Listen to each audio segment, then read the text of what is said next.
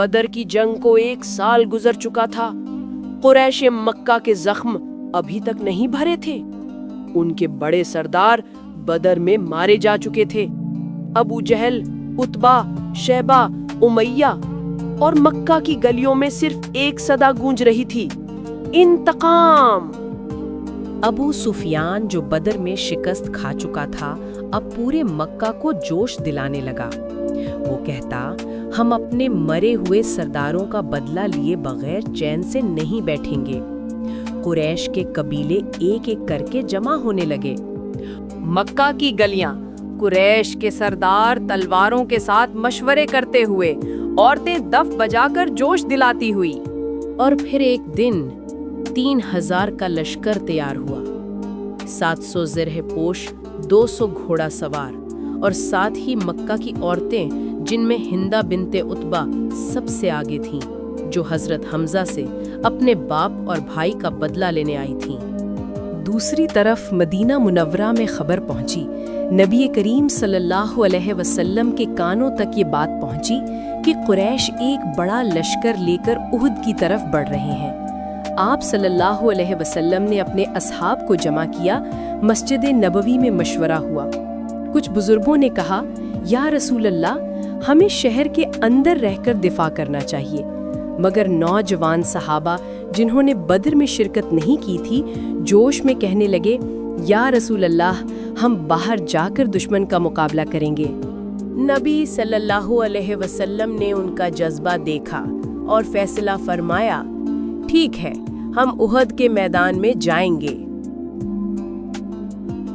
صبح کا سورج مدینہ پر طلوع ہوا اور 313 نہیں بلکہ اس بار 1000 مجاہدین احد کی سمت روانہ ہوئے۔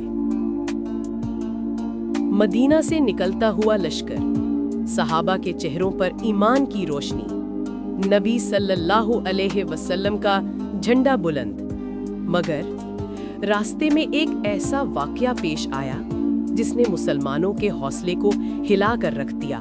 ایک شخص تھا عبداللہ بن ابی، جو کہ مدینہ کا منافق سردار تھا، جس نے بظاہر اسلام قبول کیا تھا مگر دل میں کفر اور حسد بھرا ہوا تھا۔ جب لشکر احد کے قریب پہنچا تو اس نے بہانہ بنایا، ہمیں لگتا ہے یہ جنگ جیتنا ممکن نہیں، اور پھر 300 آدمیوں کو اپنے ساتھ واپس لے گیا۔ یوں مسلمانوں کی تعداد 1000 سے گھٹ کر صرف 700 رہ گئی۔ عبداللہ بن ابی اپنے قبیلے کے لوگوں کو واپس بلاتا ہوا۔ باقی صحابہ حیران مگر پرعزم۔ نبی کریم صلی اللہ علیہ وسلم کو جب خبر ملی تو آپ صلی اللہ علیہ وسلم نے فرمایا، ہمیں ان کی مدد کی ضرورت نہیں، اللہ ہمارے ساتھ ہے۔ اور قافلہ احد کی سمت بڑھتا رہا۔ دلوں میں یقین تھا نصرت صرف اللہ کے ہاتھ میں ہے۔ شام ہونے تک مجاہدین احد کے دامن میں پہنچ گئے، وہاں خیمے نصب کیے گئے۔ رات گہری ہو چکی تھی لیکن ہر دل میں ایمان کی روشنی جل رہی تھی۔ نبی صلی اللہ علیہ وسلم نے رات دعا میں گزاری، سجدوں میں گر کر امت کے لیے آنسو بہائے، اور صحابہ اپنے ہتھیاروں کو سنبھالتے ہوئے صبح کی تیاری میں لگ گئے۔ صبح احد طلوع ہوئی، سورج کی پہلی کرنوں نے میدان احد کو روشن کیا۔ ریت پر ہلکی سی دھند چھائی ہوئی تھی اور فضا میں ایک گہرا سکوت، مگر دلوں میں طوفان برپا تھا۔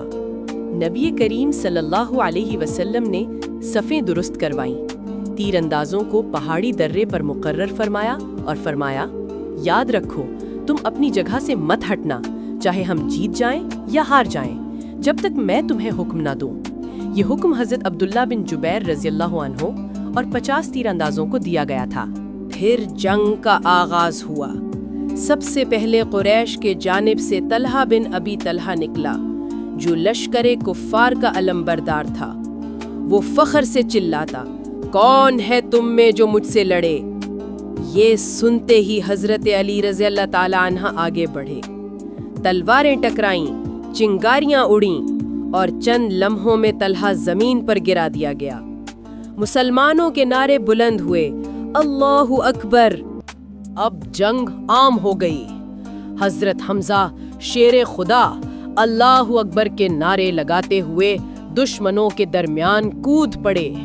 ان کی تلوار بجلی کی طرح چلتی اور جو سامنے آتا ڈھیر ہو جاتا۔ میدان احد میں ایک وقت ایسا آیا کہ قریش کے قدم ڈگمگا گئے، ان کا جھنڈا گر گیا اور وہ میدان چھوڑ کر بھاگنے لگے۔ مسلمانوں کے چہروں پر خوشی کی لہر دوڑ گئی اور کچھ صحابہ رضی اللہ عنہ نے نعرہ لگایا، اللہ اکبر، اللہ اکبر، اللہ نے ہمیں پھر سے فتح سے نواز دیا۔ درے پر موجود تیر اندازوں نے یہ منظر دیکھا۔ انہوں نے کہا، اب تو جنگ ختم ہو گئی، چلو مال غنیمت جمع کریں۔ حضرت عبداللہ بن جبیر نے روکا۔ نبی صلی اللہ علیہ وسلم نے فرمایا تھا اپنی جگہ سے نہ ہٹنا، مگر کچھ نوجوانوں نے کہا اب تو دشمن بھاگ چکا، ہمیں بھی حصہ لینا چاہیے، اور یوں وہ اپنی جگہ چھوڑ کر نیچے اتر گئے۔ یہی وہ لمحہ تھا جس کا دشمن انتظار کر رہا تھا۔ خالد بن ولید، جو اس وقت ابھی مسلمان نہیں ہوئے تھے، قریش کی طرف سے گھڑ سواروں کے ساتھ پہاڑی کے پیچھے چھپے بیٹھے تھے۔ جو ہی درہ خالی ہوا انہوں نے حملہ کر دیا۔ مسلمانوں پر پیچھے سے حملہ ہوا، صفیں بکھر گئیں، دھول کا طوفان اٹھا، کفار نے پلٹ کر میدان میں قدم جما لیے۔ اب احد کا منظر بدل چکا تھا۔ میدان احد میں گرد چھا چکی تھی، دھوپ تیز تھی، شور قیامت خیز، تلواروں کی چمک، نیزوں کی چبھک اور صحابہ رضی اللہ کی تکبیریں فضا میں گونج رہی تھیں۔ مگر اب حالات پلٹ چکے تھے۔ درے کے خالی ہونے سے دشمن پیچھے سے گھس آیا تھا۔ کفار نے حملہ تیز کر دیا اور مسلمانوں کے قدم لڑکھڑا گئے۔ اس ہنگامے میں ایک نعرہ بلند ہوا، محمد قتل کر دیے گئے۔ یہ آواز ایک شیطانی سازش تھی، لیکن یہ سنتے ہی بہت سے مسلمانوں کے دل دہل گئے۔ کچھ کے ہاتھوں سے تلواریں گر گئیں، کچھ پہاڑ کی طرف پیچھے ہٹنے لگے اور کچھ تو روتے ہوئے بولے کہ اگر رسول اللہ صلی اللہ علیہ وسلم شہید ہو گئے تو پھر اب لڑنے کا فائدہ کیا؟ مگر کچھ دل ایسے بھی تھے جن میں ایمان کی آگ اور بھی بھڑک اٹھی۔ حضرت انس بن نضر رضی اللہ تعالی عنہ نے یہ صدا سنی تو وہ بولے، اگر رسول اللہ صلی اللہ علیہ وآلہ وسلم واقعی شہید ہو گئے تو پھر اٹھو، ان کے دین پر جان دے دو۔ یہ کہہ کر وہ دشمن کے بیچوں بیچ کود گئے اور لڑتے لڑتے شہید ہو گئے۔ نبی کریم صلی اللہ علیہ وآلہ وسلم اس وقت چند صحابہ کے ساتھ پہاڑ کے قریب موجود تھے۔ آپ صلی اللہ علیہ وآلہ وسلم کے چہرہ مبارک پر زخم آئے، دانت مبارک شہید ہوا، ہیلمٹ کی کڑیاں رخسار مبارک میں پیوست ہو گئیں۔ حضرت طلحہ بن عبید اللہ رضی اللہ تعالیٰ عنہ اپنے جسم کو آپ صلی اللہ علیہ وآلہ وسلم کے سامنے ڈھال بنا کر کھڑے ہو گئے۔ تیر ان کے جسم میں پیوست ہوتے گئے مگر وہ ہلنے نہ پائے۔ نبی صلی اللہ علیہ وسلم زخمی حالت میں، حضرت طلحہ تلواروں کی وار روک رہے ہیں، صحابہ حلقہ بنائے ہوئے دفاع کر رہے ہیں۔ حضرت ابو دجانہ اپنی پشت رسول صلی اللہ علیہ وسلم کے سامنے کیے تیر برداشت کرتے رہے تاکہ کوئی تیر آپ صلی اللہ علیہ وسلم تک نہ پہنچے۔ حضرت سعد بن ابی وقاص تیر چلاتے جاتے اور نبی صلی اللہ علیہ وسلم فرماتے، ارمی سعد فدا کا ابی و امی، یعنی چلاتے رہو سعد، میرے ماں باپ تم پر قربان۔ دشمن قریب آتا گیا۔ ایک کفار کا سپاہی ابن قمیہ نبی پر حملہ کرنے دوڑا۔ اس نے زور کا وار کیا، آپ صلی اللہ علیہ وسلم گر پڑے۔ اس نے سمجھا کہ آپ صلی اللہ علیہ وسلم شہید ہو گئے اور خوشی سے نعرہ لگاتا بھاگ گیا۔ یہی وہ لمحہ تھا جب خبر پھیلی، محمد قتل کر دیے گئے، مگر نہیں، نبی صلی اللہ علیہ وسلم زندہ تھے۔ اللہ نے اپنے نبی کو بچا لیا۔ کچھ دیر بعد صحابہ نے آپ صلی اللہ علیہ وسلم کو پہاڑ کی طرف دیکھا تو ان کے قدم دوڑنے لگے، آنسوؤں کے ساتھ چہرے روشن ہو گئے۔ یا رسول اللہ، آپ زندہ ہیں، الحمدللہ۔ نبی صلی اللہ علیہ وسلم زخمی تھے، خون چہرے سے بہہ رہا تھا، مگر آپ صلی اللہ علیہ وسلم نے آسمان کی طرف نگاہ اٹھائی اور فرمایا اللہم اغفر لقومی فإنہم لا یعلمون، اے اللہ میری قوم کو بخش دے، وہ نہیں جانتے کہ کیا کر رہے ہیں۔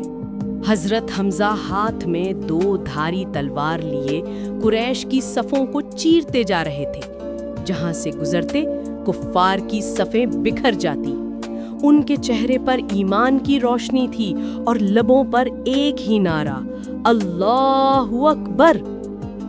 حضرت حمزہ دشمن کے درمیان دھول کے بادل، تلوار کی چمک، شیر جیسا جلال ان کے چہرے پر۔ لیکن دشمن کے لشکر میں ایک شخص تھا، وحشی بن حرب، حبشی غلام جسے ہند بنت عتبہ نے کہا تھا، اے وحشی، اگر تو حمزہ کو قتل کرے تو تو آزاد ہو جائے گا اور میں تجھے انعام دوں گی۔ وحشی نے اپنے نیزے کو تیز کیا اور ایک پتھر کے پیچھے چھپ گیا۔ حضرت حمزہ رضی اللہ ایک کفار کے سپاہی کو مار رہے تھے۔ وحشی نے موقع دیکھا اور پوری طاقت سے نیزہ پھینک دیا۔ نیزہ سیدھا حضرت حمزہ کے پہلو میں لگا۔ وہ لمحہ ایسا تھا جیسے زمین تھم گئی ہو۔ اللہ کے شیر ڈگمگائے اور احد کی خاک پر گر گئے۔ ان کے لبوں پر آخری کلمہ تھا لا الہ الا اللہ محمد الرسول اللہ صلی اللہ علیہ وسلم۔ زمین نے ایک شیر کھو دیا اور آسمان نے ایک شہید پا لیا۔ جنگ ختم ہوئی تو کفار واپس جانے لگے، لیکن ہند بنت عتبہ وہ رکی رہی۔ اس کے دل میں نفرت کا طوفان تھا۔ وہ حضرت حمزہ رضی اللہ تعالی عنہ کے جسد مبارک کے قریب آئی اور اس نے ظلم کیا، ایسا ظلم کہ تاریخ رو پڑی۔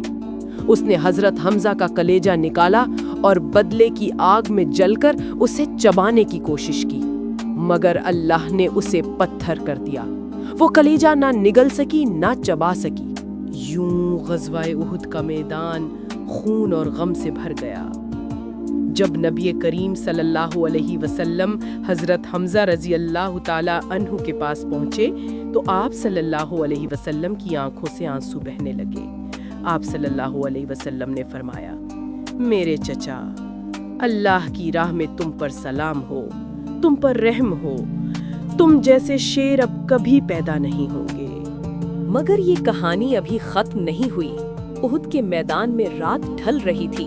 زخمی زمین، شہیدوں کے جسم اور نبی صلی اللہ علیہ وسلم کا دل امت کے لیے دھڑک رہا تھا۔ کیا ہوا تھا اس رات؟ کس طرح صحابہ نے زخموں کے باوجود ایمان کی روشنی جگائی؟ سورج ڈھل چکا تھا۔ احد کے میدان میں دھول، خون اور خاموشی تھی۔ تلواروں کی چمک مدھم پڑ چکی تھی اور مسلمانوں کے دل زخموں سے بھرے ہوئے تھے۔ مگر اس جنگ نے سب سے بڑا زخم دیا، وہ زخم جو رسول اکرم صلی اللہ علیہ وسلم کے دل پر لگا۔ حضرت حمزہ رضی اللہ کے شیر اور نبی صلی اللہ علیہ وسلم کے پیارے چچا، جو ہر جنگ میں سب سے آگے ہوتے تھے، اب احد کی خاک پر شہید پڑے تھے۔ ان کے جسم مبارک پر نیزوں کے نشان اور چہرے پر ایمان کی روشنی اب بھی جھلک رہی تھی۔ جب نبی صلی اللہ علیہ وسلم وہاں پہنچے اور حضرت حمزہ رضی اللہ تعالی عنہ کا جسد مبارک دیکھا تو آپ صلی اللہ علیہ وسلم کے آنسو بہنے لگے۔ آپ نے فرمایا، میرے چچا، اللہ کی راہ میں تم پر سلام ہو، تم جیسے شیر دوبارہ پیدا نہیں ہوں گے۔ پھر نبی صلی اللہ علیہ وسلم نے آسمان کی طرف نظر اٹھائی اور فرمایا، اللہم اغفر لی قومی فإنہم لا یعلمون، یعنی اے اللہ میری قوم کو بخش دے، وہ نہیں جانتے کہ کیا کر رہے ہیں۔ رات احد کے میدان پر چھا گئی۔ صحابہ زخمی تھے، خون بہہ رہا تھا، لیکن دلوں میں ایمان کی روشنی اب بھی جل رہی تھی۔ وہ ایک دوسرے کے زخم باندھتے اور کہتے کہ ہم نے اپنے نبی صلی اللہ علیہ وسلم کے ساتھ وفا کی ہے اور یہی وفا ہماری کامیابی ہے۔ وہ رات صبر کی رات تھی، ایمان کی رات تھی اور امت کے لیے ایک پیغام کہ جب دنیا تمہیں توڑ دے تب بھی اللہ پر یقین مت چھوڑو۔